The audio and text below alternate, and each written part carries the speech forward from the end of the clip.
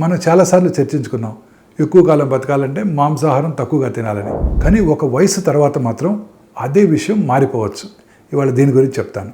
ఇటీవల 80 ఏళ్ళు పైబడిన వృద్ధులపై చేసిన ఒక అధ్యయనం ఆసక్తికరమైన విషయం వెల్లడించింది.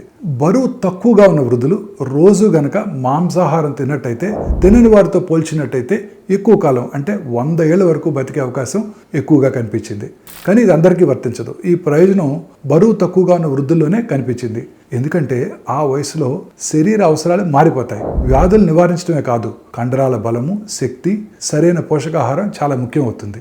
మాంసాహారంలో ఉన్న ప్రోటీను, విటమిన్ B12, ఇనుము ఇవన్నీ శరీర బలాన్ని కాపాడటానికి, బలహీనత తగ్గించడానికి కూడా సహాయపడతాయి. సో మనం గుర్తుంచుకోవాల్సిన విషయం ఏంటంటే ఒకే ఆహారం అందరికీ సరిపోదు.